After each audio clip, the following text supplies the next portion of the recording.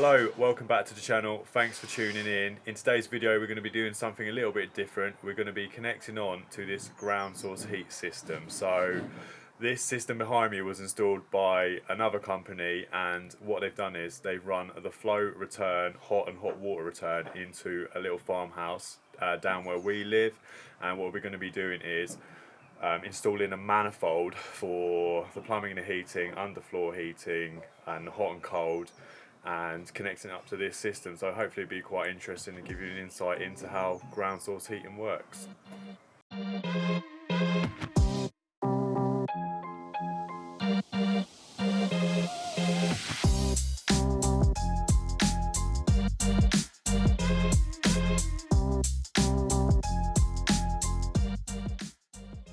So coming into the farmhouse from the barn, we've got the hot water flow, hot water return and the flow and return for the heating.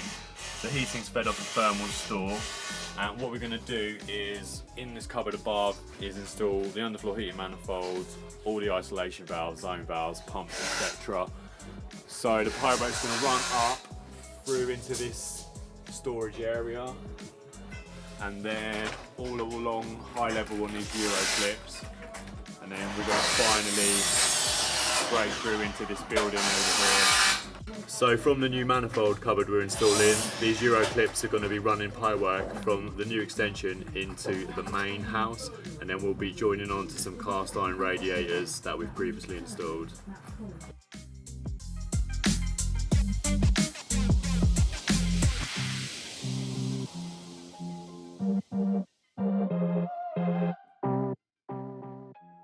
Okay, so we've got the main runs going in now. We've just had to cut a lot of the Celotex out, or letterbox opening, so we can pipe up through there.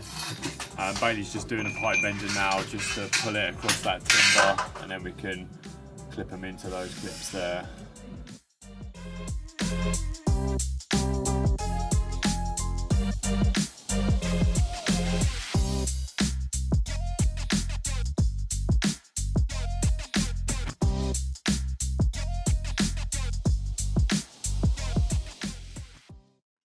Okay, so I've just set out all the pipe clips in the manifold cupboard now. It's best to get all your clips on the wall first, or it'll make doing any boiler room or small manifold cupboard a lot easier. Just make sure you know exactly what you're fitting, so filter, zone valves, pumps, manifolds, etc.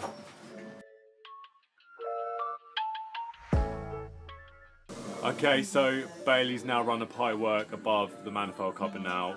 He's bent the pipes around the timber work, looks beautiful. So we're now up here, and we're just going to be dropping down into the pipe clips that I've just set out.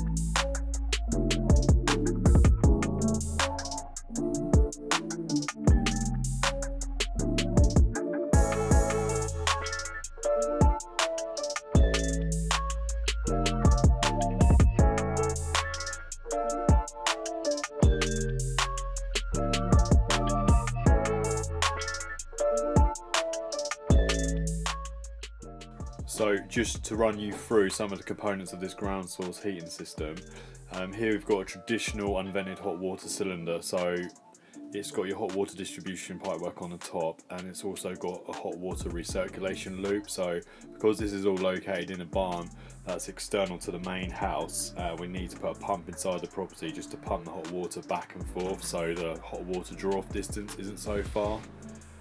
And then next to it is the thermal store. So this thermal store, you pretty much treat it like your boiler. So although this looks pretty crazy and there's a lot going on in here, the way it works is pretty similar just to a gas boiler, in terms of it's just got a flow and return. That flow and return is pumped in through to the house, and then you can just plumb it in exactly like a normal S-plan. So Bailey's got all the pipework in now above the manifold cupboard, looking lovely and neat. We've got the bones of the system all in now. We're just waiting on the underfloor heating manifold and the magna pump to turn up. So tomorrow we can give it a good hit. We can connect up all the pipework that comes from the ground source heating system, and also we can start running pipework up to the main house, which will then join onto the cast rads. 3, 2, 1. Here we go! Right, so it's day 2 now. We're back at the ground source heating job. Most of the manifold pipework is in. We're still waiting on the underfloor heating manifold and the magna pump to turn up. So all the nice easy stuff is done, and now we've got a bit of grunt work to do. So we've got to run a lot of pipework through into the main house and connect onto the existing system that we've already installed. So I'll just show you what we've got to do. So this was our starting point yesterday, and now this is the existing building that we need to break through into. So you can see below here is actually stone. So we kind of lined it up with the brickwork here. So we're hoping to be able to remove these bricks and access it from the other side. Okay, so we're cored through now, broken through to the other side. Bailey's just started to run the pipework up onto the ledge, which I'll show you in a minute. And we can start getting the pipework through.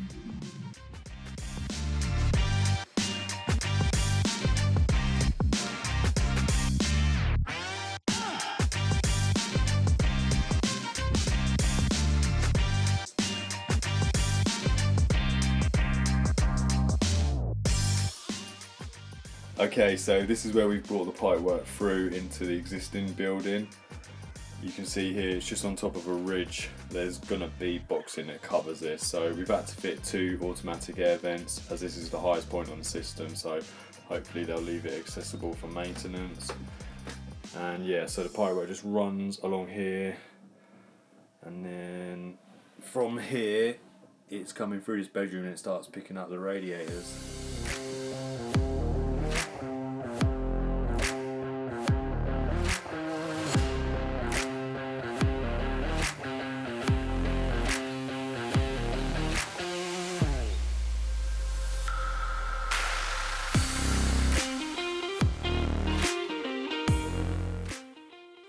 Okay, so it's actually day 3 now. We're back at the ground source heating job. I had a cheeky half day Friday, so it didn't get done what I was expecting to. So today we're going to be running up the pipework that comes from the barn up into the extension, and then we're going to be connected onto the manifold, as well as running a hot and cold feed to a basin area. So yeah, I'll take you through what we're going to be doing today.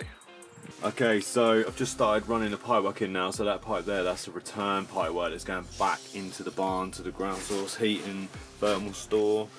And so literally what we've got to do is just join onto these pipes here and then run it up into our manifold. So we've got flow, return, and then we've got hot, return. These two 50 mils here are going to be the hot and cold feed to a basin that's going there, and a washing machine. And Bailey's just getting on with that now. And then the manifold and the pump have turned up, so we'll have the manifold going here and then the pump going here.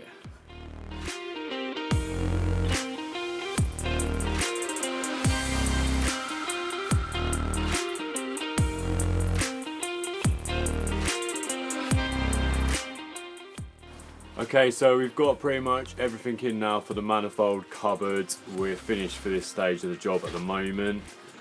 We've got the underfloor heating manifold ready to go, so once the Celotek's in on the floor we can start running the pipe work for that. Pump finally turned up, so that's in now, and yeah, it's looking great. Thanks for tuning into this video. Stay tuned for part 2, which will be coming up soon, and if you like, comment and subscribe, we'd really appreciate it, and hopefully see you on the next one.